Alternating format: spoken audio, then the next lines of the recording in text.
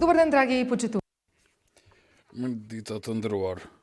Të dashur qytetarë, supozoj të gjithë jeni në shtëpi për shkak se prej dje nga ora 16 pasdite deri ditën e hënë në orën 5 të mëngjesit në esencë hynë në fuqi masat përgatësisht restriksionin për lëvizje dhe gjatë fundjavës, por prandaj me këtu për të përgjigjur në gjitha pyetjet tuaja, çdo dilemë që keni lidhur me fusha të ndryshme të cilat thjesht ndoshta ju krijojnë ndjenjë të shqetësimit apo thjesht dëshironi të dini përgjigje. Vazhdojmë me video sesionet informative të cilat i shqyrtojnë masat qeveritare lidhur me këtë gjendje nga inkorporimi i tyre deri në zbatim. Si bashkëbisedues janë zëvendës ministrat në Ministrinë për Punë dhe Politikë Sociale Sanela Shkriel dhe Gënël Bajraktar. Mirëditë të dyve. Me qemi të vetëdijshëm se Ministria për Punë dhe Politikë Sociale ka shumë punë, vëllim të shtuar punë në veçanërisht periudhë të këtyll, supozojmë se ka edhe numër shumë të madh të pyetjeve, por do të përqendrohemi në ato pyetje të cilat na parashtrohen edhe neve në qeveri, edhe në ministrinë tuaj, por edhe nëpër mediat. Të fillojmë me set të madh çështjeve të cilat kanë të bëjnë me të drejtat për marrëdhënie të punës. Zoti Gënull, ka raste kur pronarët i kushtojnë punonjësit se për prill dhe maj do të paguajnë rrogat e tyre minimale për 14.500 dinar, por me kushte të nënshkruajnë marrëveshje për dorëheqje. Si të veprojnë punonjësit në këtë rast? Faleminderit, përshëndetje edhe nga unë për gjithë shikuesit. Qytetarët, rrini në shtëpi, ne jemi këtu për të përgjigjur në çdo pyetje që keni për të parastruar në pakon e dytë të masave për ballafaqim me pasojat ekonomike të nga kriza e shkaktuar prej koronavirusit përkatësisht COVID-19 është parapara asistencë të drejt për drejt në shumë prej 14.500 denarave për muajt prill dhe maj për të punësuarit në firmat që janë prekur nga kriza. Si alternative kësaj mase, kompanitë mund të zgjedhin të shfrytëzojnë masë për mbulim të 50% të kontributeve për pagat e punonjësve të tyre. Në qoftë se punonjësit janë të shantazhuar apo kushtëzuar nga punonjësit e tyre, atëherë të njëjtëve u bëj thirrje të drejtohen në Inspektoratin Shtetëror për Punë, për shkak se kjo është shkelje e të drejtave të përcaktuara me ligjin për marrëdhënie pune. Dhe gjatë kësaj vlen të theksohet për të punësuarit në asnjë mënyrë të mos nënshkruajnë marrëveshje për dorëheqje për lëshim nga puna për shkak se do të mbesim pa kompensime. Dhe më së shumti apelojmë për punëdhënësit, të pronarët e firmave dhe kompanive në këto momente të rënda duhet të jemi solidar dhe të bashkuar për shkak se me marrëveshjet e këtilla të punësuarit do t'i lëmë edhe pa rroga dhe pa kompensime të cilat paguhen nga Agjencia për Punësim. Firmat të mos harrojnë që ne si qeveri edhe deri më tani kemi subvencionuar. Mbulojmë subvencione për kontributet të punësuarve në shumë prej 6.000 denarave dhe si qeveri njëkohësisht kemi inkorporuar edhe asistencën rinore për të rinjtë të cilët punojnë në industritë dhe i prodhimtarit. Kapacitetet të prodhimit në këto momente duhet të gjithë të jemi të vetëdijshëm, të kemi durim. Kjo do të kalon, do të merr fund, nuk do të gjatë përgjithësisht. Për shkak se keni parasysh në kushtet më normale punëdhënësit kishin probleme, nuk kishin mundësi të gjejnë fuqi pune, prandaj të shfrytëzojmë dhe të ruajmë fuqinë e punës dhe këtë subvencionim nga ana e qeverisë. Nëse punëdhënësit nuk mund të mbajnë të punësuarit, atëherë lëshimi nga puna të jetë në formë të teprizës teknologjike që të kenë të drejta të punësuarit të paraqiten në agjencinë për të fituar kompensim. Ç'të bën personi i cili është lëshuar nga puna për shkak të krizës aktuale, ndërkaq që nuk ka as sigurim shëndetësor. Në raste të tilla, personat të cilët kanë mbetur pa punë duhet të paraqiten në Agjencinë për Punësim apo në vendet apo përkatësisht në qendrat për punësim në vend banimet e tyre dhe automatikisht personi i papunësuar i cili në pajtim me ligjin për punësim dhe sigurim në rast të papunësisë do të merr edhe kompensim financiar dhe njëkohësisht realizon të drejtën për mbrojtje shëndetësore. Mirë po ka edhe persona të tjerë të papunë. Ata të cilët nuk janë të paraqitur, është mirë të drejtohen në fondin për sigurim shëndetësor. Ka disa çështje të cilat kanë të bëjnë me ndërprerjet të marrëdhënies së punës dhe cilat janë mundësi për punëtorët punonësit në atë situatë. A mund të sharoni kujt i takon ndihmë financiare dhe për cilin është dedikuar asistenca e garantuar minimale? Këtu kemi dy pyetje, në rregull do të përgjigjem. Në rast të ndërprerjes së marrëdhënies së punës, personi ka të drejtë për kompensim në lartësi prej 50% të neto pagës mesatare të punonësit për 24 muajt e fundit. Të drejtë për kompensim financiar ka personi papunësuar i cili 9 muaj ka qenë pa ndërprerë në marrëdhënie pune me stazh dhe sigurim apo 12 muaj me ndërprerje, nga gjithsej 12 muaj para ndërprerjes. Pra një shembull do t'ju jap. Nëse personi është në marrëdhënie të pandërprerë për 12 muajve me ndërprerje dhe totalisht 18 muaj ka të drejtë për kompensim për 1 muaj. Nëse personi ka stazh mbi 10 deri në 12 vite e gjysmë, atëherë ai person mund të fiton kompensim për 6 muaj dhe personi i cili ka stazh mbi 25 vite, kompensimin që e paranon është për 12 muaj. Pra të theksoj, kompensimi mbulohet nga ana e qendrës për punësim në vendin e banimit të personit. Lidhur me pyetjen e dytë, përkatësisht në pyetje, nëse i punësuari ka mbetur pa punë dhe nuk i plotson stazhin prej 9 muajve apo ka qenë pjesë e angazhuar në ekonominë informale, atëherë duhet të aplikon për ndihmë të garantuar minimale apo siç thot populli ndihmë sociale. Nga një herë i ngatrojnë njerëzit, nuk e kanë të qartë për çfarë lloj asistence bëhet fjalë. Për të fituar ndihmë të garantuar minimale për familjet e pa sigurim material duhet të përllogaritet lartësia e përgjithshme mesatare të gjitha të ardhurave të secilit antar në familjen.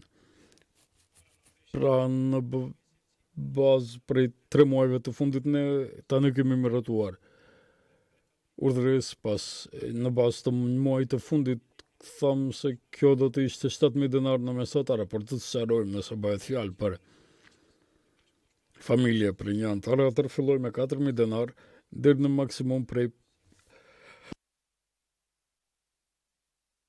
familjes me 5 antar të rritur dhe këtu mbulohen 10.000 denar, që do të thotë në mesatare 7.000 denar, krahas asaj edhe për shfrytëzuesit e ndihmës së garantuar minimale, të cilët janë rreth 30.000 shfrytëzues në shtet, edhe për ata për muajt prill dhe maj. Kemi shtojtës për emergjencë, për harxhimet që i kanë nga 1.000 denar dhe edhe për muajin prill edhe për maj. Ashtu që nuk i harrojmë edhe shfrytëzuesit tanë të rregullt të ndihmës së garantuar minimale. Të vazhdojmë lidhur me pyetjet dhe rreth pushimit të lehonisë. Ministria për Punë dhe Politikë Sociale është kompetente në pjesën e rregullimit të mungesave në punë për prind deri në moshën 10 vjeçare. Ju lutem të sqaroni si realizohet gjithë kjo deri më tani. Ju falenderoj për pyetjen. Siç thatë, me njëherë pas miratimit të qeverisë për mbylljen e kopsave fëmijënore dhe qerdheve, shkolla qeveria paralelisht miratoi vendim me çka një për prind i cili ka fëmijë deri në 10 vjeç apo në klasë të 4 aktiv, çlirohet nga puna dhe detyrat e punës. Procedura për rregullimin e kësaj procedure është mjaft e thjeshtë, pra me vërtetë nga kopsti apo shkolla që fëmiu rregullisht viziton, shkon në shkollë apo në qerdhe dhe me deklaratë personale të prindit se ai është ai prindi i cili do të përkujdeset për fëmijën, rregullohet vetë mungesa e të njëjtit. Deri më tani konsiderojmë që edhe në sektorin privat edhe në atë publik përgjithsisht kjo mas është duke u implementuar pa ndonjë sfidë të them të veçantë apo problem konkret, aty ku ka problem dhe ku ka mos respektim të cilës do prej masave nga të qeverisë, punonësit i udhëzojmë të drejtojnë në inspektoratin shtetëror për punë. Po në rastet kur nëna nuk mund të merr vërtetim të tillë me që ka qenë në pushim të lehonisë dhe fëmiu nuk është i regjistruar në kopshtin, po ashtu kishim shumë kërkesa dhe raste për zgjidhje të këtyre rasteve kur pushimi lejon nisën nënave tani s'ka dhënë dhe nuk mund të regjistrojnë fëmijën e tyre në kopshtin fëmijënor, me këtë nuk ka kusht të kujdeset për fëmijën dhe pikërisht për këtë në bashkëpunim me Ministrinë për Shëndetësi dhe Fondin për Sigurim Shëndetësor u miratua urdhëres me fuqi ligjore në pjesën e ligjit për marrëdhënie të punës ku përcaktohet të gjitha ato nëna të pushimi lehonisë të cilave s'ka dhënë nga momenti i shpalljes së gjendjes jashtëzakonshme data 18 mars u vazhdohet pushimi i tyre i lehonisë, është pushimi i paguar mjekësor. Fondi për Sigurim Shëndetësor mbulon harxhimet. Vetë procedura për vazhdimin e pushimit përkatësisht mungesës sikur edhe në kushte të rregullta zbatohet nëpërmjet Fondit për Sigurim Shëndetësor. Prindërit e fëmijëve deri në moshën 10 vjeçare a mund në mënyrë alternuese të shkojnë apo të mos shkojnë në punë, në kuptim që një javë të shkon njëri prind në punë, javën tjetër prindi tjetër. Po si thash, vetë mungesë rregullohet me vërtetim megjithatë edhe me deklaratë personale ku prindi konfirmon se ai dhe jo prindi tjetër përkujdeset për fëmijën, me që kjo është gjendje e cila po zgjat kohë më të gjatë.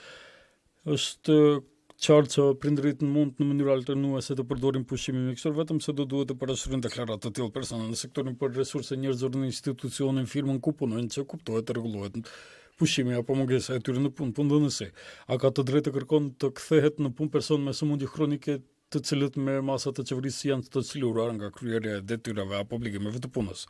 Këtë do e them për gjithë kategoritë të cilat janë të çliruar nga aktivitetet e punës dhe këtu bëjmë pjesë edhe personat me sëmundje kronike dhe prindërit. Do e theksoj se janë të çliruar edhe persona të cilët janë gjysmë të verbur apo persona në karrocë dhe me pengesa intelektuale, pra vendimi është të çlirim nga vendi i punës dhe aktivitetet e punës. Në situatat e jashtëzakonshme siç është nënvizuar në deklaratën me shkrim, punonësi duhet të jetë në dispozicion për punëdhënësit. Çdo të thotë kjo, në rastet e jashtëzakonshme kur ka nevojë për të kryer ndonjë aktivitet i cili është vital dhe i domosdoshëm për procesin e punës, punëdhënësi mund të kërkojë të kryhet ndonjë aktivitet prej në shtëpi apo maksimum 2 orë prezencë në vendin e punës. E përsëris bëhet fjalë vetëm për gjendjet e jashtëzakonshme, në situatat e jashtëzakonshme nëse është patjetër të realizohet ndonjë aktivitet pune vital për procesin e punës. Ky është fundjava e parë me ndalesë të plotë për lëvizje. Personat me pengesa duhet të kalojnë tërë ditën në shtëpi apo ndoshta ka ndonjë masë tjetër lidhur me këta persona. Jemi të vetëdijshëm se për pengesat me pengesa, veçanërisht me fëmijët me pengesa, lëvizja jashtë në hapësirë nuk do të thotë vetëm të dilet jashtë shtëpisë, por është edhe aktivitet terapeutik dhe pikërisht për këtë arsye qeveria është përgjigjur rasteve të personave me pengesa në zhvillim dhe ato kanë të drejtën të dalin nga ora 7-19 deri në orën 20 gjatë fundjavës dhe nga ora gjatë fundjavës nga ora 11 deri në orën 13 dhe shoqëruesit e tyre duhet të marrin leje nga Ministria për Shoqëri Informatike, pra do duhet me vetë të mbajmë vetëm ndonjë vërtetim, dokument me të cilin vërtetohet pengesa. Ju falenderoj. Pasojnë set i çështjeve të cilat kanë të bëjnë me shfrytëzimin e pushimit vjetor, që disi ka shkaktuar shumë dilema, mund të përdoret prej kur deri kur pushimi vjetër, si dhe zoti Bayraktar, një pyetje për juve. Pushimi i ri vjetor për vitin 2020 të punësorit zakonisht të përdoren prej një kurikut. Me urdhëresën e re që ka të bënë me pushimet vjetore, punëtorët pjesën e parë të pushimit vjetor duhet të përdoren shumë të për madje 2 muaj më parë. Mos vallë ka ndodhur ndonjë lëshim duke shpejtuar. Ju falenderoj për pyetjen. Nuk është e vërtetë se 2 muaj para është përcaktuar se cila urdhëres njëkohësisht ka fuqi ligjore. Në si Ministri për Punë dhe Politikë Sociale kemi miratur urdhëresa për ligjin për marrëdhëniet e punës, veçanërisht për punëtorët e punësuar në sektorin privat, ku themi në kohë të gjendjes së zakonshme për personat të cilët janë të përfshirë me masat për COVID-19, pjesa pashfrytzuar e pushimit vjetor nga viti 2019 për çka ishte parapar deri në fund të qershorit të vitit të ardhshëm, tani zhvendose data dhe themi duhet të përdoret deri me 31 maj të vitit 2020. Flasim për pushimin që është për vitin 2019 dhe pjesa e dytë e kësaj është pjesa kur themi që personat të cilët janë të përfshirë me masat për COVID-19. Pushimin e ri, përkatësisht pushimin e vitit 2020, pjesën e parë, ç'do të thotë? 2 javë të plota të përdorur në 31 korrik të vitit 2020. Persona të cilët janë të përfshirë me këto masa, siç përmendi edhe Sanela, janë gratë shtatëzëne, personat me sëmundje kronike, prindrit me familje në moshën 10 vjeçar që nuk mund të kryejnë punë nga shtëpia, prandaj mund të shfrytëzojnë edhe punëdhënësit edhe punëtorët këto masa të përdorin të qëndrojnë në shtëpi dhe të shfrytëzojnë edhe pushimin e vitit të kaluar edhe pushimin e vitit rrjedhës, përkatësisht një pjesë të vitit të pushimit për vitin 2020. Pjesërisht u përgjigjet, por ja edhe një pyetje të ngjashme me që ka paqartësi nëse duhet edhe pjesa tjetër e pushimit vjetor për vitin 2019, edhe pjesën e parë të pushimit për vitin 2020, pra dy pjesët nga dy pushimet bashkërisht punonjësit të shfrytëzojnë me përfundim deri në maj të këtij viti. Siç thash edhe pak më parë, nuk është saktë ashtu. Se shtruat pyetjen, siç tha, pjesën e parë të vitit, përkatësisht pjesën e dytë të vitit 2019 duhet ta shfrytëzojnë deri në 31 maj të vitit 2020. Pjesën e dytë për 2 javëve duhet ta shfrytëzojnë deri më 31, përkatësisht 30 qershor të këtij viti. E përsëritëm disa herë, besoj se do të jetë e qartë për qytetarët, megjithatë besoni se gjithnjë na dërgojnë pyetje të këtilla. Në anën tjetër, afatet për shfrytëzimin e vitit të kaluar dhe shfrytëzimin e një pjesë të këtij viti a vlen për gjithë të punësorët edhe për ata të cilët i shfrytëzojnë masat për çlirim nga puna edhe për ata që punojnë nga shtëpia. Dhe pyetja e dytë, çka nëse deri më 30 qershor nuk shfrytëzohet pjesa e parë e pushimit për vitin 2020? A do t'i digjen ato ditë, a do t'i anulohen ato ditë të pushimit punëtorit? Kjo ka të bëjë me procesin e punës dhe pushimi miratohet me leje të punëdhënësit. Punëdhënësi organizon punën dhe pushimet në firmë. Pra për njerëzit të cilët punojnë, të cilët janë aktiv në punë dhe shkojnë në punë 1 apo 2 ditë, ata njëkohësisht do të mund të shfrytëzojnë pushimin e vjetër nga viti 2019 deri më 31 maj të vitit 2020, nëse nuk mund të shfrytëzojnë pushimin e ri prej 2 javëve përkatësisht pjesën e parë të vitit 2020 me ligjin për marrëdhënie pune. Ato mund të shfrytëzojnë pushimin e vitit 2020 deri vitin e ardhshëm 30 qershor të vitit 2021. Pra nuk u digjet pushimi, u vazhdohet pushimi, vetëm zhvendosen prolonguar për shkak se ligji për marrëdhënie pune ashtu e ka përcaktuar që duhet të shfrytëzohet pushimi deri në vitin e ardhshëm në qershor, prandaj këtu e theksojmë që atyre punonjësve nuk është djegur pushimi, mund të përdorin gjatë vitit 2021 apo deri më qershor të vitit 2021. Këtu disi imponohet edhe pyetja që ndodh me punonjësit në sektorin publik, është edhe rregulluar edhe për ata çështja e rregullimit të pushimit në gjendje krize. Po kishim dilema dhe lidhur me udhëreset kur i miratuam në qeveri. Ne si Ministri për Punë dhe Politikë Sociale, në ligjin për marrëdhënie pune në sektorin publik dhe për privat, për sa të publik është miratuar nga Ministria për Shoqëri, Informatik dhe Administratë, ato njëkohësisht është përcaktuar për sektorin publik për personat të cilët nuk mund të kryejnë detyrat e punës, të cilët janë të përfshirë në masat për COVID-19, ata të përsëris janë gratë shtatëzënë, prind me familje në moshën 10 vjeçare, personat me sëmundje kronike, për ata llogaritet se pushimi për vitin 2019 është vetëm i shfrytëzuar për personat të cilët janë aktiv, të cilët punojnë nga shtëpia. Edhe për ata vlen njëjtë sikur për sektorin privat. Pushimin e vjetër të vitit 2019 do duhet ta shfrytëzojnë, përkatësisht do të mund ta shfrytëzojnë deri në fund të muajit maj të vitit 2020. Tani këtu me sektorin publik kemi kategorinë edhe për të cilën nuk vlen kjo urdhëres. Kjo urdhëres nuk vlen për punonjësit, për pjesëtarët e armatës, pjesëtarët e policisë, Ministrisë së Mbrojtjes dhe Ministrisë së Punëve të Brendshme, njëkohësisht edhe për institucionet shëndetësore publike, respektivisht resorën e shëndetësisë, shërbimet doganore, shërbimet inspektuese, shërbimi i zjarfikësve, mbrojtja territoriale, si dhe personat të cilët punojnë 24 orë në për shtëpit për pleq, kjo nuk vlen për ata. Si do të rregullohet kjo çështje për ata? Ata do të mund të shfrytëzojnë pushimin edhe nga viti 2019, edhe pjesë të pushimit vjetur nga viti 2020 që themi 2 javë të njëpasnjëshme do të mund të shfrytëzojnë deri në fund të këtij viti përkatësisht deri më 31 dhjetor të vitit 2020.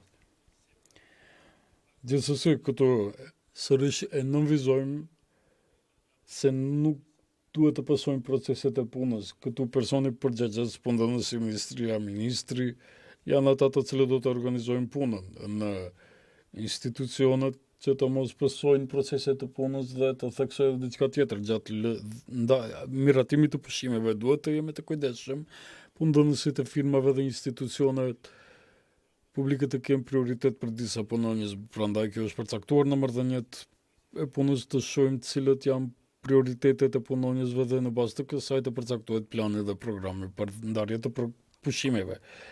Ju falenderit shumë zonja Shkriel.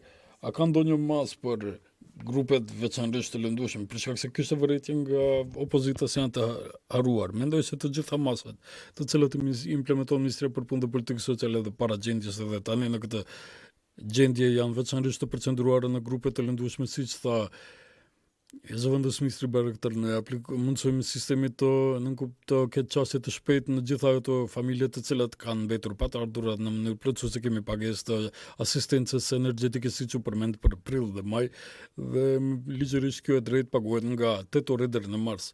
Të gjithë duhet të jemi të vëdijshëm se në kushte të këtilla kur kuptohet të gjithë theksojmë sa është e rëndësishme higjiena, është se po ka grupe të lëndueshme të bashkëqytetarëve tanë të cilët nuk e kanë kushte të nevojshme dhe këto janë familje të cilët jetojnë në kushte substandarde. Nga fillimi i inkorporimit të masave të përkohshme, Ministria nëpërmjet qendrave për punë sociale ka blerë dhe ka shpërndar mbi 100 sasi të kuantitet të konsiderueshëm të mjeteve higjienike në mënyrë plotësuese me UNICEF. Sigurojmë edhe cikël të dytë, rund të dytë të mjeteve higjienike që do të shpërndahen në vendet dhe vendbanimet ku kemi të kushte vërtet të dobta për jetë, për shembull Trizla në Prilëpa, Bajro në Manastir, Kermetica në Gostivar, Cirnik, Shuto, Rizar. Ashtu që gjithë një pandërper bashkëpunoj me partnerët tanë edhe si Ministri për Punë dhe Politikë Sociale, me kryqjen e kushte dhe nëpërmjet qendrave për punë dhe politikë sociale, të përgjigjemi në nevojat e tyre dhe t'u dalim në ndihmë që të mund në kushte të këtilla të mbajmë nivelin në higjienën në nivelin e duhur. Me UNDP kemi vendosur një servis që është dedikuar për personat me pengesa. Rreth 200 persona do të japin shërbime të drejtë të cilat do të ndihmojnë funksionimin e përditshëm të personave me pengesa, personave të moshuar në 27 komuna. Lidhur me realizimin e online mësimit, duke falendëruar memorandumin e nënshkruar nga Ministria për Arsim dhe Ministria për Shoqëri Informatike bashkë me Telekom, rreth 30.000 fëmijëve nga familjet që jetojnë në rrezik social do të shpërndahet nëpërmjet qendrave për punë sociale kartela me internet, gjithë kjo me qëllim që të ndihmohet secili fëmijë dhe të ketë kushte të barabarta për të ndjekur procesin arsimor në kushte të këtilla të jashtëzakonshme.